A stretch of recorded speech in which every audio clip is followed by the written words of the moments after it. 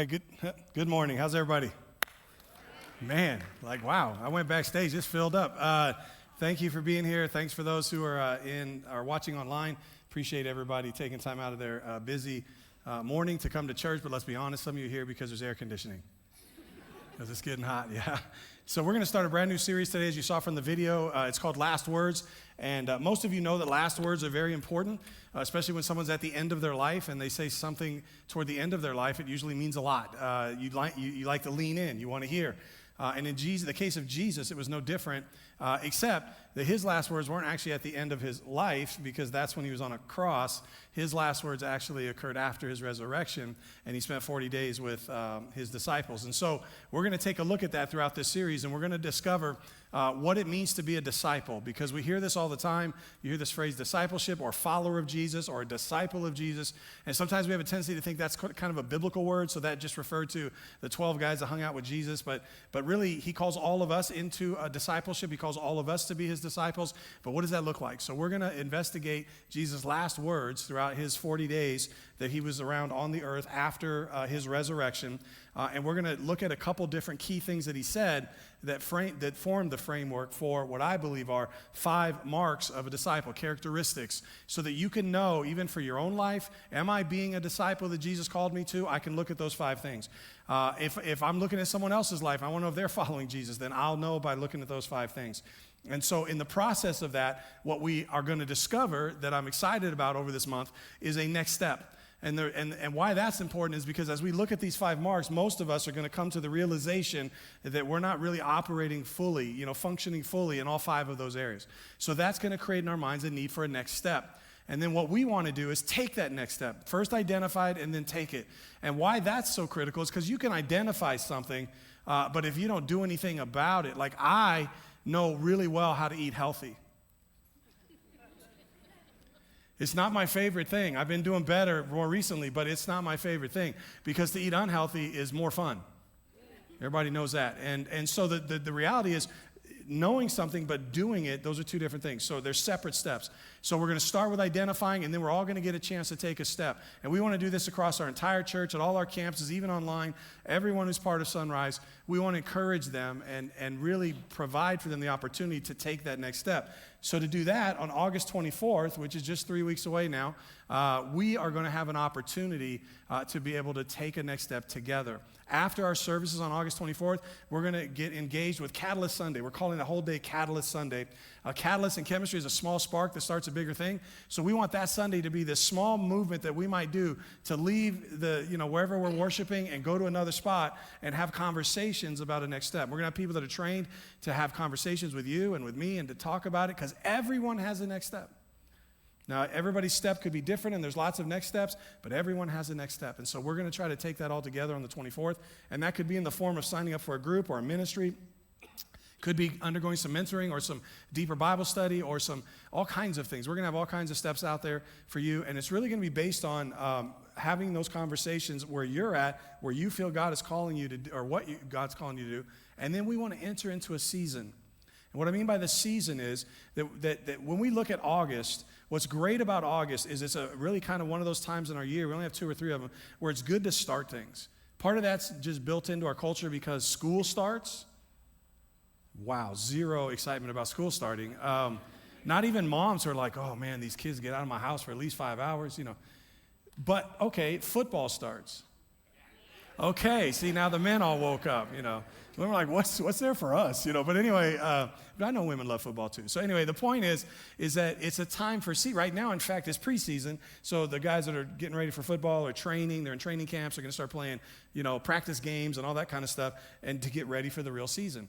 Well, we have this opportunity, this window that's in front of us from probably late August to the holidays that'll give us like 3 months, 10, 12, somewhere in there weeks, that I want us to look at this as a window for us to enter into a season, because we think about getting ready for school, and we think about getting ready for fantasy football, and we think about getting ready for other things.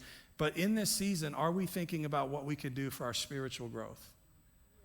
And we could set this season. I don't want you to think about big, huge, humongous goals like in January when you do your resolutions. I'm going to lose 150 pounds in 6 weeks. I'm going to read the whole Bible in 3 months.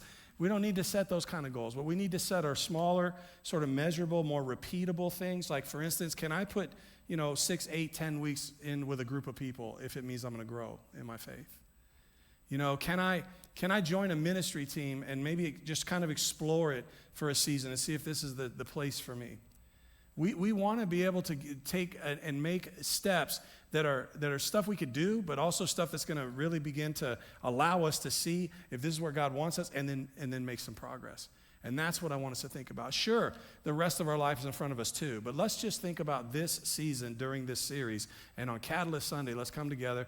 We'll have a little bit of bites of food. We'll have some stuff for the kids, and we'll have stuff for you guys to be able to talk to people and say, what is my next step? Now, you're going to have an idea, but then you'll have a chance to talk to somebody, and they're going to be able to direct you. You're going to stay for max 20, 25 minutes after service, and you're going to be off to lunch. You're going to be off to everything else. But it could be a spark to your best season with God if we do it right. So that's what I'm looking forward to. That's what we're going to do. So to do that today, as we start our series, we're going to follow those 5 marks, but we're going to use MARCS. So don't write me any letters. I know that's spelled wrong, but we're going to take each letter of that word marks, and each week we're going to look at a different word for that. So today we're going to look at the M, and so to kick it off, I'm going to tell you that the M today stands for missional. So in other words, what we're saying is if we want to be a follower of Christ, we're going to be a disciple that's showing the marks of discipleship, then we want to be disciples who are missional. What do we mean by that? It means that we become people who engage others who are far from God. That we become people who are committed to engaging others who are far from God. We don't want to be people who just sit in church, okay? I love church. I'm a pastor. I've devoted most of my life to being in church. But the reality is I don't want everybody in church all the time. I don't want you here every day of the week, every night, doing everything. Now, sometimes we have a season of life where that's necessary. I know there's lots of people who are going through times of hurt, times of maybe even recovering from some kind of hurt or some kind of really poor habit or whatever else, and they got to be here as much as they can. But the reality is I would much rather us gather together on occasion to be inspired, lifted up, to encourage each other, rub elbows, obviously do life together in our communities. But really one of the things I realized and recognized and brought me to this point even of this message was having a pastor once ask, what would your neighbors say about you? If we asked your neighbors around the neighborhood, what would they say about you? I thought about in my neighborhood what my neighbors would say about me. And I realized that what they would say about me is he's never home. He's always busy. Maybe that's you. He's always busy. They're always gone. We don't know them. We're not present in our neighborhoods. That's part of being missional, is engaging those who are far from God. It might start even in our neighborhoods, sometimes in our own households. Sometimes in our own households we're far from each other and God. We call them bedroom doors and different things that we shut, and we're just isolated from each other. Well, if we're going to be followers of God, we need to be missional. So to understand that, I want to take us to the first part, one of Jesus' last words that he said really early in his 40 days when he was after his resurrection, into Matthew 28. So if you've got a Bible or a device and you want to get to Matthew 28, that's going to be kind of our core text for the whole series. But I want you to kind of take a look at Jesus' words, and they're familiar words. If you've been around church, you've heard these. Even if you haven't been around church, you may have heard these. But it's called the Great Commission, right? It's when he gave the Great Commission. But I want you to see the context. This is after resurrection. He has already come back from the dead, which is, I don't know about you, but I've never seen that before. Anybody else? Anybody else?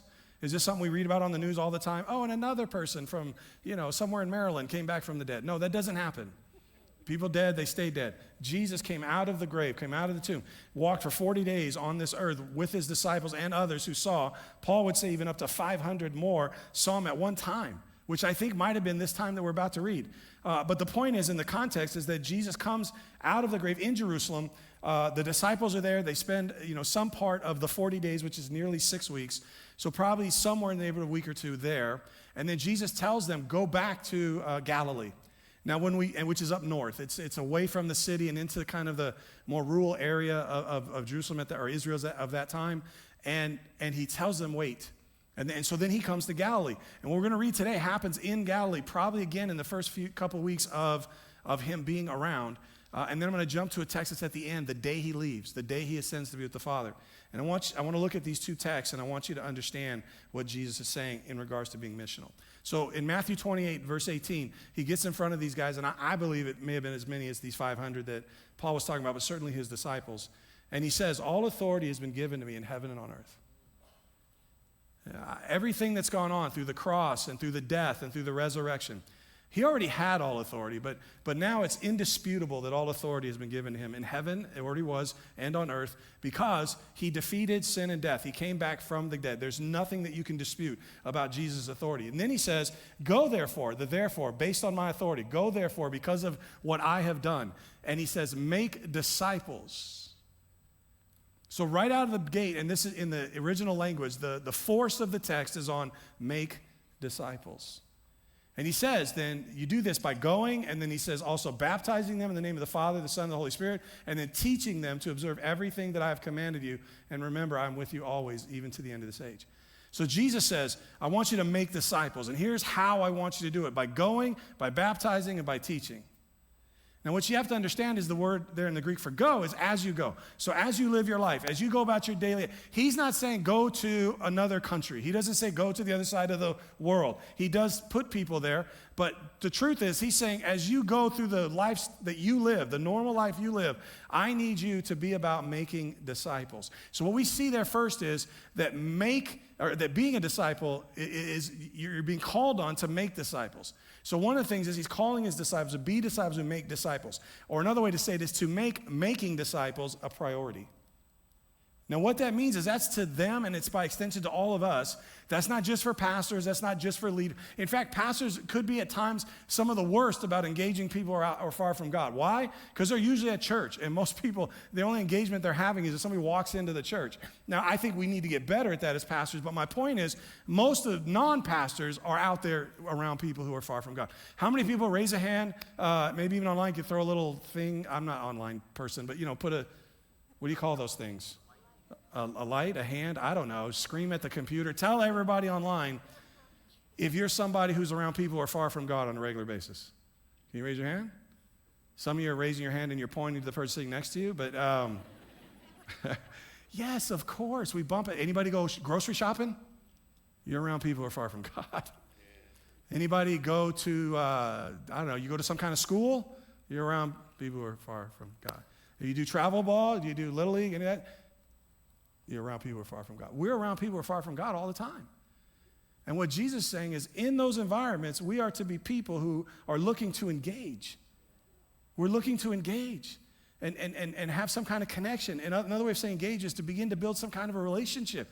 I don't think he's calling on us, say at the next Little League game, for you to run out in between innings and put on a little box on the ground and stand up on it and start telling everybody, I would like to preach to you about Jesus Christ today. I don't think that's what he's saying. And not pass an offering plate either. But, my point is that's not what he's saying. But he is saying, I think, that we are to be people who, throughout our relationships, throughout our schedules and everything that we do, that we're looking to engage. Why? For the purpose of making, building, creating disciples. And how do we do that? We do it by baptizing, which means we identify them with the gospel, with faith in God. Because that's what baptism is, right? When we baptize people every second Sunday here at Sunrise, it's them going public with their faith. They're saying, I want to follow Jesus. I want everybody to know about it. That's what that means. And then the second thing is teaching them, not just to teach to be smarter, but to observe. Or some translations say to obey. Or I would say to apply, to put into practice what it is that Jesus taught.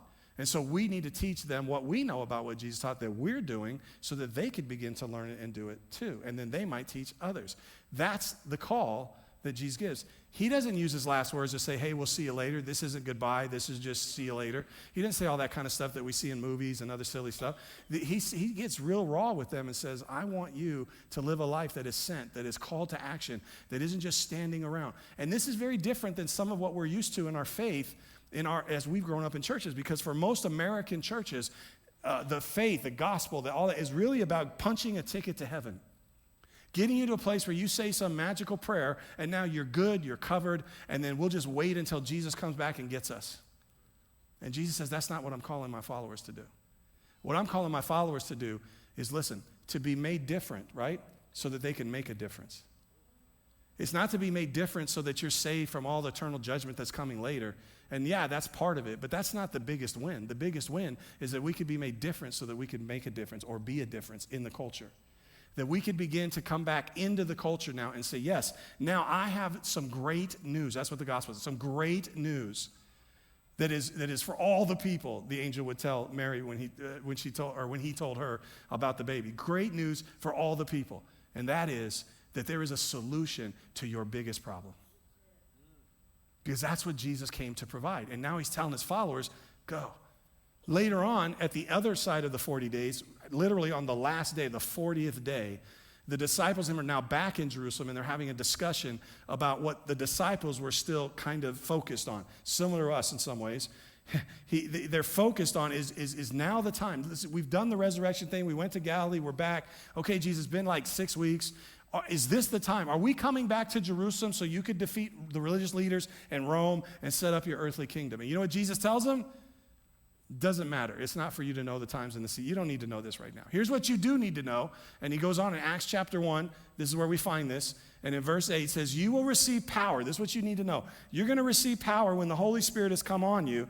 And watch, you will be my witnesses in Jerusalem. He doesn't say you're going to receive power and have all kinds of miracles that you could do, even though they could. You're going to receive power and have all these extra experiences that nobody else has, which in some ways they did. No, he says you're going to receive power. The point of the Holy Spirit's power is not to make us feel better or special or anything else. The point of the power of God's Spirit is so that we could boldly be a witness to others about the message of Jesus Christ. So sometimes in churches, we get hung up on that stuff, and we're saying, I want the power. I need the power of the Spirit. You already have the power of the Spirit, by the way, if you know Jesus. And secondly, the purpose of that power is to equip you to walk with Jesus, to do the things of Jesus, to help others see Jesus so that you could glorify Jesus by engaging others who don't know Jesus. That's what Jesus calls us to. That's what he was about in this 40-day period, which was the last of his period on earth, which it provided the last of his words while he was on earth. And I would say those are critical to what we're supposed to be about. And so he goes on, it says, after he said this, Luke tells us in verse 9, he was taken up. Jesus just started to leave. Like he dropped the mic, like literally, he started to float up in to be with God. And what's funny is it says while he was going, they were gazing into heaven. All the disciples were looking. They're like watching him go up into heaven. Who wouldn't have watched? And suddenly 2 men in white clothes stood by them, and they said, men of Galilee, why do you stand looking up into heaven? And then they returned to Jerusalem. Almost as if to let them know, and actually I didn't put this in here, but the men told him, he's going to come back the same way he left, but now go back to Jerusalem. The point he's saying is don't get stuck in this moment. Don't get stuck in this big event that he's leaving and then be so caught up in when is he coming back? We want him to establish his kingdom. We want him to make it the way we want it. And we do that too because instead of looking up to Jesus, we keep looking toward heaven. We sing songs about it. We talk about, oh man, how you doing? Oh, terrible. This world's so hard. It's so but man, heaven's coming. It's going to be better in heaven. Folks, that's not what Jesus wanted for us to do. He didn't want us to just think that all we have to do is sit around and survive until heaven gets here. He wants us to thrive by doing the work that he gave to us so that his last words become our first work. That the thing that we do more than anything else, and all you have to do is think about in your own life, for those of you who have received Christ, and let me just get another quick one, and online, do better than I told you earlier how you respond. How many of you came to Christ later, like maybe say after 15, 16 years? Actually, I don't even want to say as an adult. How many of you came to Christ as an adult? Okay, a lot of people here. And some of you didn't. Some of you thought you were born a Christian, right? Ever since I've known, I've been in church, and that's cool. For many of us, when we come to Christ, but even for those who've grown up in church, there might have been a time when there was like a switch that got turned on. Like when I was growing up, it was just family, and then all of a sudden, man, now I get it. What's the first thing people do when they come to Christ, especially as adults, but even people when that switch goes on, wherever they're at? First thing they do is tell all their friends. Isn't it? It's the first thing you do. It's like, man, I got to get my friends. I can't believe this. Let's get them there. It's the same thing you do if you got front row seats to the Lakers. It's the same thing that you would do, the front row seat to whatever your favorite concert is. It's the same, because the event is so powerful and so, in some ways, it feels life-changing. You just want to run out and tell everybody else. Why do we stop? Because we stop engaging people who are far from God. We stop being witnesses. Some of us think it's more fun to be prosecutors. We like to some of us like to be defense attorneys. I just like to argue with people about the truth, and I just want to tell them why they're wrong. And a lot of us, we want to climb up on that judge chair, don't we? And we just want to tell everybody everything. And Jesus said, I don't want you to be all that. I want you to be a witness. Now, the funny thing about being a witness is you have to have a personal experience to talk about. Because otherwise, your credibility will be zero. You can't just get up there and go, I heard this, and I think this, and so and so. They're going to throw you off the chair.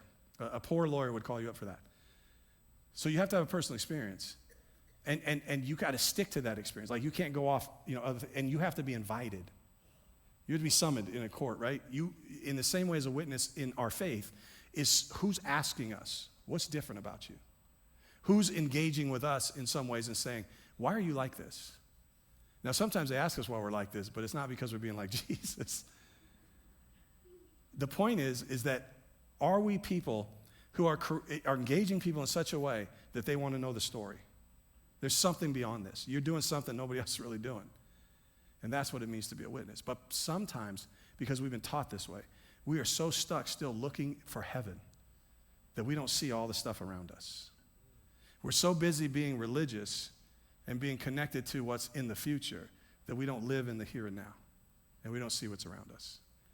And I think that that's a critical point for us to begin to think about. And I think that's what God is calling us as disciples to begin to think about and to do. Because when Jesus said these things, he's saying he wants it to be a priority. He's saying also, because he says go, so make it a priority, go. Right? When he says make disciples, make it a priority. He also wants us to reach all kinds of people because he says of all nations. So that's what he meant by that. All people groups, everyone around, anybody you can come into contact with, right? So he wants us to make it a priority. He wants us to go out into all the nations. And then he wants us to remember that he's with us on this mission. That he's with us. That's why he said, lo, I'm with you always, even into the end of the age. The age meaning when I do finally come back. And then he says, all authority has been given to me. So you have all authority, and I'm with you too. And so I'm with you in the person of the Holy Spirit. I'm with you through my teaching. I'm with you through the fact that I have conquered the grave and I've conquered sin and death. You have everything you need to go out and engage, to be missional, to be the person who's doing the thing that I've called you to do. And to see this more, I want you to turn to Romans 1, if you have a device you want to. In verse 16 and 17, they'll be on the screen. I want to read Paul's words real quick. That he says that kind of helps emphasize some of this. He says, I am not ashamed of the gospel because it is the power of God for salvation to everyone who believes, first to the Jew and also to the Greek. For in it the righteousness of God is revealed from faith to faith, just as it is written, the righteous will live by faith. See, what Paul does here is he tells us really the core of the book of Romans, but also the core of our faith in the gospel when he says that he's not ashamed. But we miss this sometimes when we read it. I've been in lots of Bible studies, heard lots of sermons, and we miss it because we sometimes have different language than what was understood when Paul wrote it. See, one of the first rules of Bible study, if some of you want to know this and are looking to say, how do I understand Scripture, is you got to determine how something was heard when it would have been read to the audience that it was written to. So we're talking about an audience that's over 2,000 years ago, in a different country, in a different culture, and all those things. So words, you could probably agree, meant something different then than it does now. Especially when you deal with translations. We don't have the original. We don't all study Greek. We're not going to read it in the Greek. So the language, even our own language changed, right? There are terms that we say now that meant something different in another time. I want to give you this real quick in an example, if you'll bear with me. And it's called, it's really just a study of language super quick so you can understand what I'm saying. I want to read for you 3 paragraphs that kind of explain the gospel kind of in plain and clear and simple words, okay? So listen to this. Here's the truth. God's love for us is incredible, but we've all made questionable choices that don't align with what God intended. Honestly, we all fall short when it comes to being perfect, and that's just reality. But here's the amazing part. God saw that we were struggling and said, I got this covered. So he sent Jesus, who connected deeply with people but remained humble. Jesus took the punishment for all our mistakes on the cross, which is remarkable because he didn't deserve any of it. Then Jesus came back from the dead, which is absolutely incredible, proving that he has ultimate power and conquered death itself. Now, when we trust in Jesus, we're not just getting by, we're truly flourishing in God's kingdom. Sound okay? We all kind of get that? Okay, now I want to read it to you in the language of people who are between the ages of 13 and just short of 30. Some of you already know, right? It's like, this might be a little different. So basically, God's love for us absolutely slaps. But we've all been sus with our choices, and that's not giving what God intended. Like, we're all mid when it comes to being perfect, and that's just facts, period T. But here's where it gets bussin'. God saw we were struggling and said, bet, I got you. So he sent Jesus, who had infinite riz with people, but stayed humble. Jesus took the L for all our mistakes on the cross, which honestly hits different because he didn't deserve any of that. Then Jesus came back from the dead, which is straight fire, proving that he's got that main character energy and defeated death itself. Now, when we accept Jesus, we're not just surviving, we're absolutely thriving in God's kingdom. Make sense? Some of you are like, no. Right? Yeah. Well, I don't know about you, but in my world, slaps is an assault. It's a crime. Bussing is how I got to school. And Riz is my favorite cracker. But anyway, I want to read it again because some of you are like, yeah, those kids, they're so... Okay, wait. I want to read it for you for those who may have been around in the 70s, like you were 15 or 16 or say in the 70s. You might have said it this way, right? And this is going to be, we're going to do one paragraph, and we're going to do 3 generations, 1 paragraph, right? You see it already? So dig this, man. God's love for us is totally groovy. But we've all been jiving around with our choices, and that's not what the man upstairs was laying down.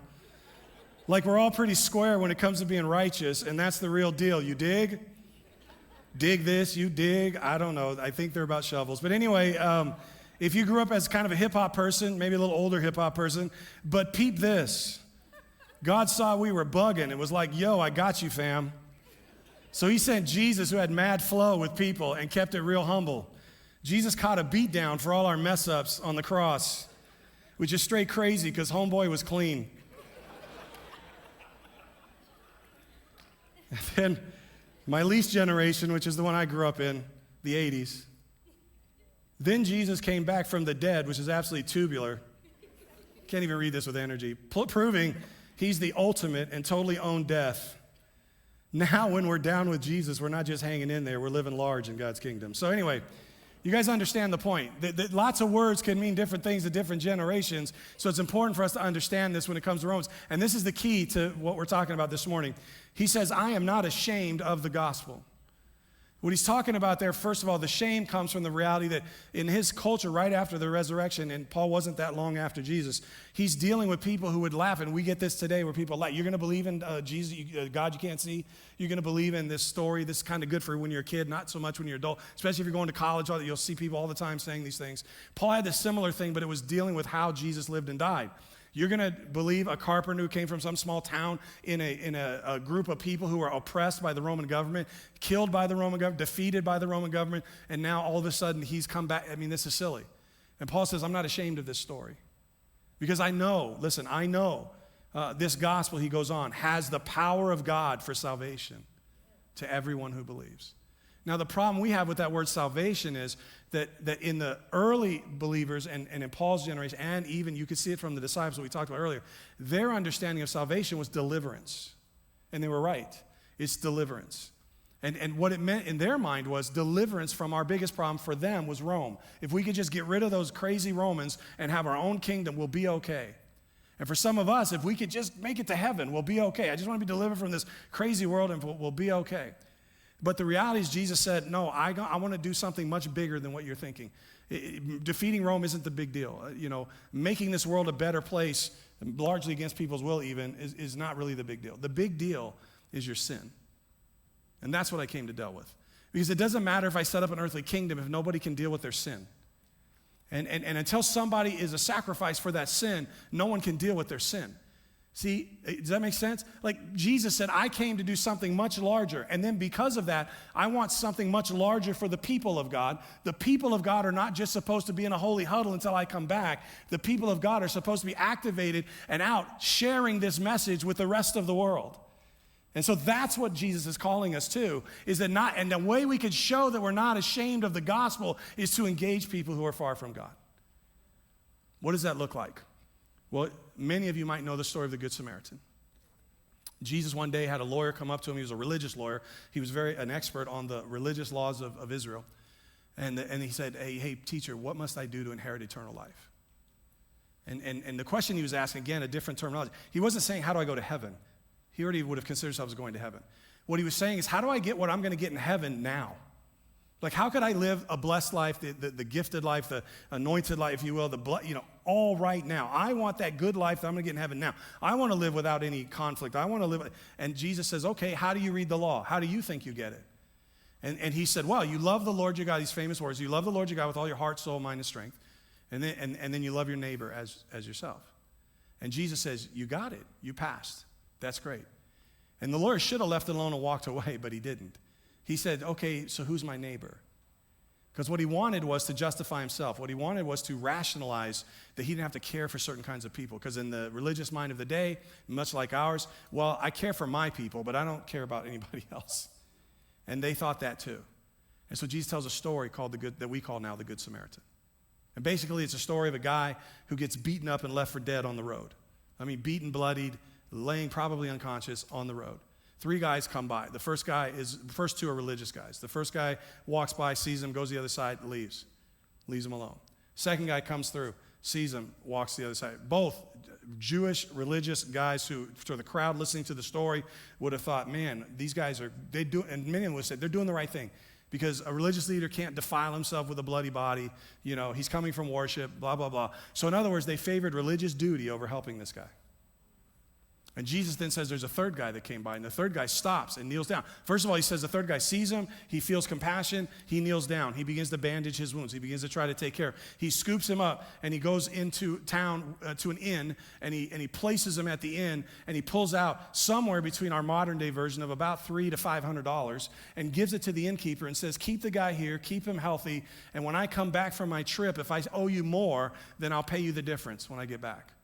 And Jesus tells the crowd that this guy was a Samaritan. Now, it doesn't do anything to us, but a Samaritan, you could pick your least favorite people group, and that's who the hero of the story was.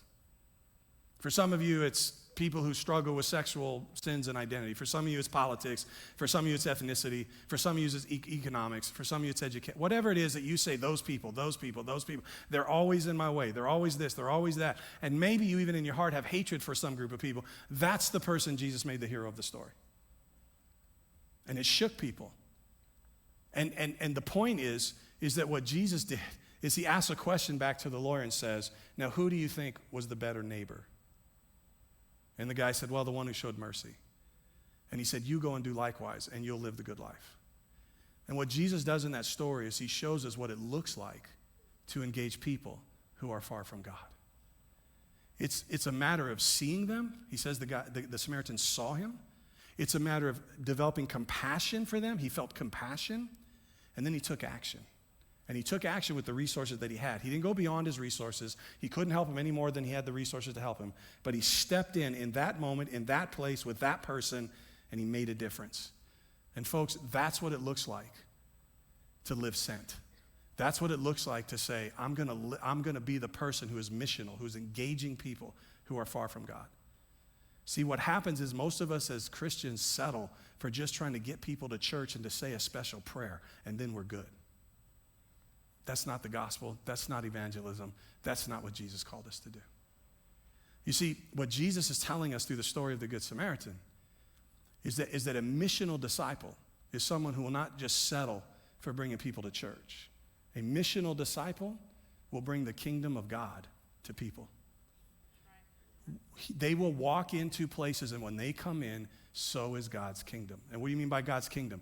What I mean is, we remember from Colossians, some of you are here for Colossians, when it said, set your heart and mind on the things above. What he meant, Paul was writing there, is set your mind on the agenda of God, the character of God, the way that Jesus would do things, how Jesus did things. Be that person who walks into every environment and brings the way of Jesus with them. And that way of Jesus, remember Jesus, he didn't condemn, right? He said, I didn't come to condemn the world, but to save those, or seek and save those who are lost. He didn't come in and try to be the head of the table everywhere he went.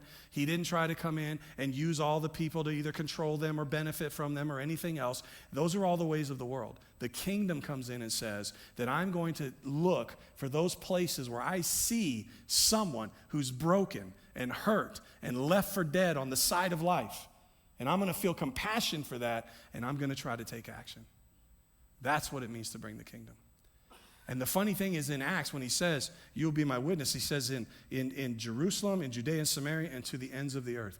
What he's talking about there is inside your local environment, Jerusalem, the favorite places that we want to be, but also to the regional side, a little bit broader with Judea and Samaria, and then even globally all the way out.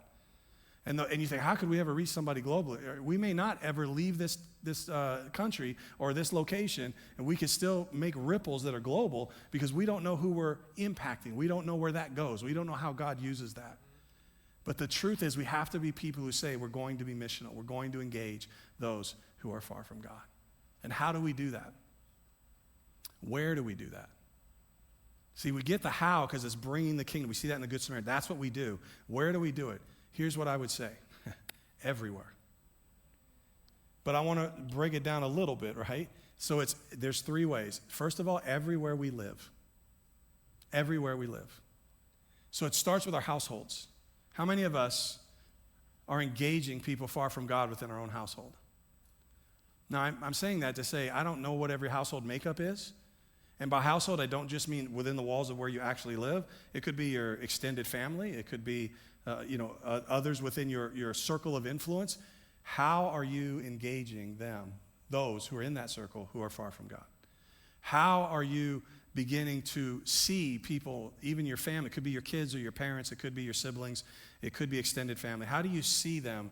And are you checking to see where they're broken? Are you checking to see where they need help? Are you somebody just doing the minimum and just going, it's got to start in our house. It's got to go to our neighborhood. Are you going to be the neighbor who shows up? Do you just wave at everybody? Do you even wave at everybody? Do you even know anybody? I remember one time a pastor had asked the question, I think I said this earlier maybe, they wanted to know what your neighbor would say about you. My neighbors would say I was never home. So my wife and I developed, we said we're going to get to know everybody in our neighborhood. We're going to start trying to eventually lead to maybe inviting them somewhere that has to do with church.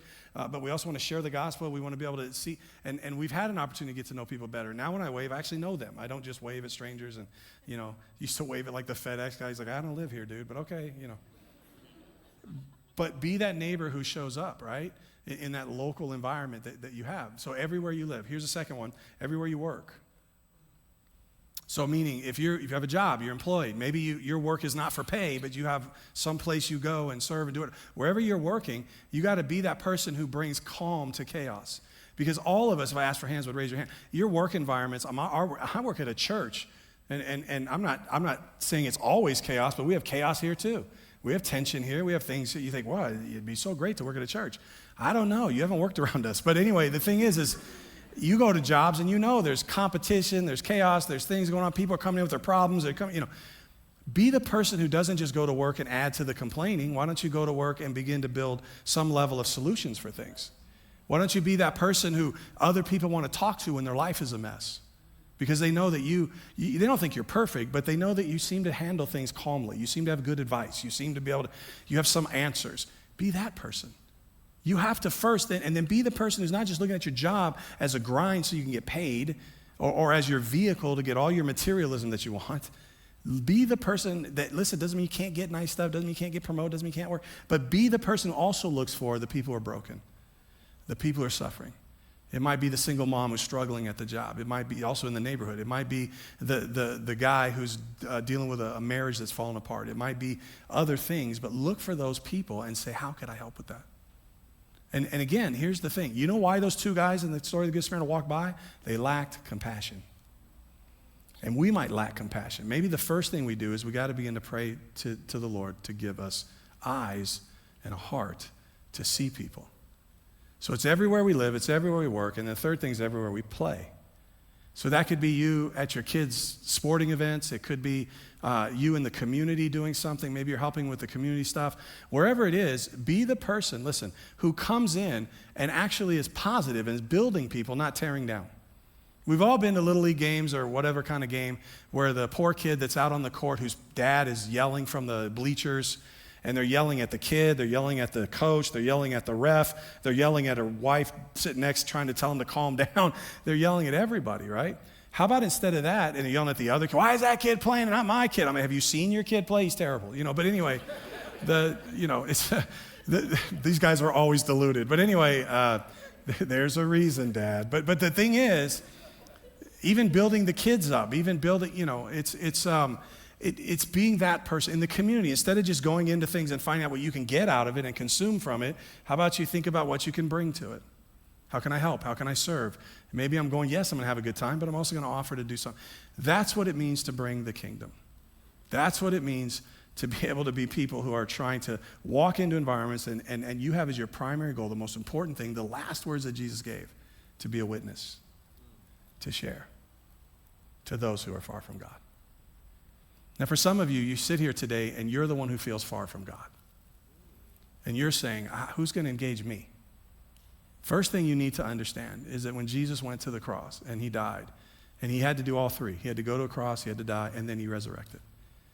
As we've said, he conquered our biggest problem. And so you've come in here and you might feel lost and alone and separated. And your biggest problem is not what you think you're lost and alone about. And for all of us, our biggest problem is not a broken relationship. Our biggest problem is not our money issues. Our biggest problem is not politics. Our biggest problem is not our neighbor. Our biggest problem is not all those things. Our biggest problem, as I've said, is our sin. Because it's our sin that is the evidence of our brokenness, all of us, and it's our barrier between us and God. And Jesus came and he took care of that barrier. And the funny thing is the barrier was to him. The debt that was owed was to him. He paid a debt that was owed to him by us for us so that we wouldn't have to endure his separation from him. We wouldn't have to endure condemnation from him. And now he's giving all of us that opportunity to be able to take care of that problem through him. Paul says in Romans 1:17, the second part, that the righteous will live by faith. So we talk about faith, and this is the thing. Jesus would say, I'm the door. Or in another text, I'm the way. He said all kinds of I ams that dealt with him being the way that we get to understand what life is really about. Not just heaven, but actual life now with peace and with contentment and purpose and significance and all of those things. It comes through Jesus. It's not about going to heaven someday in the by and by. By the way, for those of you who are waiting for that heaven's going to be destroyed. Because in Revelation, it tells us there's going to be a new heaven and a new earth. What's that like, John? I don't know, because it's new. And if I knew, it wouldn't be new, right? So the reality is we can look forward to a new heaven and a new earth. In the meantime, we need to be about this earth and this life. And that's what Paul said when he said the righteous will live by faith. Yes, faith is important, but what's also important is that we're determined to live in this culture, in this world, for people. And how do we do that? How do we understand? When Jesus says, I'm the door, come through me, that's the doorway to this kind of life, the life that the lawyer asked about, the life that even the disciples were looking for. It comes through really a key that has two sides. One, Paul says, is faith. The other side is repentance. So you have to get to a place where you're so sick and tired of living life your way that you're ready to try something else. And that's where you have to get, because part of letting go and repenting is dying to myself, not holding on to me and my way. Listen, every heart has a throne, and every throne has a king, and every throne only has one king. And as long as you're the king on your throne of your heart, you're lost. And when you decide that I don't need to be the king anymore because it's not good to be the king, and you understand that your creator, Jesus, should be the king, and you're ready to make him the king, that's the beginning of repentance. I'm going to let go of all the old stuff. I'm going to let go of my way. I'm going to seek Jesus' way. And when you do that, Jesus says, great, because I've been waiting and I'm here and I need you to come to me by faith. What that means is you don't earn it. You don't deserve it. You're not trying to somehow, coerce Jesus into it. No, he's saying it's on my terms because of my work. And if you're ready for that, then you get to be my child. And it happens. Yeah. And when you become my child, I'm going to send you out to engage those who are far from God too. I want you to live a life that is sent. So if that's you today, if you're here and ready for that, I'm going to do something a little different. We often offer a prayer, and I'm not indicting that. We're not changing that. But for just today, it doesn't require a prayer for you to get saved. It requires your heart determining that you're ready to stop living your way and start living God's way. It requires faith that says that I'm trusting that the answer, the solution to my problem is Jesus and his work on the cross and through the resurrection. And it's nobody else. It's not Jesus by any other name because you can go believe in anything you want. No, Jesus said, I am the way, the only truth, the only life. You must come to the Father through me. Now that sounds cruel to the world, but if you're drowning and somebody's throwing you a life raft, a buoy, and somebody else is throwing you a banana, and somebody else is throwing you a sundae, and they say, it'll all save you. No, it won't. Only the buoy will, only the thing that floats. And Jesus saying, I'm that thing. And that's it. And everything else is a lie. So if that's your decision today, I'm going to ask you to do something even more radical than just praying. And I want to pray for you instead of you praying. I'm going to pray for you. But I need to know who you are. So, we don't do this a lot in our church, but we're going to do it now. And I'm not trying to embarrass anybody. You can just look forward. You can do the horse thing and just have horse eyes. And I'm not looking either side. But if today's the day that you're saying, I want to give my life to Christ, I want you to raise your hand. I'm not going to ask you to do anything more than that. Just raise your hand all throughout the room as I scan. Anybody? We're all too nervous. Or I'm not seeing hands. Okay, cool. You're clapping, so there's hands going up. All right. I need to see some hands. Okay, I see some. Okay, I see some. Thank you. Online, maybe you could put a hand emoji maybe in the chat, or I don't know, tap it and say I'm trying. But no, seriously, put a comment and let them know, or follow the prompt. I want to pray for some of you right now. And we normally do a gospel prayer, but I want to pray for you because here's what I want you to do. I want you to let us know, okay? You can do that by tearing off the bottom of your program and checking the box, as I said yes to Jesus. You can actually text next to the phone number that you're going to see on the screen, 909-281-7797. You could also stop by our next table afterwards and let somebody know that you made that choice. And we want to walk along with you. We want to walk alongside you. But I want you to give you the confidence. If you mean what you're saying and by faith or trusting Jesus and you're determined to walk his way, then we're going to help you do that. And you can be assured that you know Jesus Christ today as your Savior. And as you begin to do that and grow in that understanding, we're going to be able to walk alongside you and do that with you. And you're now going to be called to go out and tell people that you know who don't know Jesus and bring them to him as well.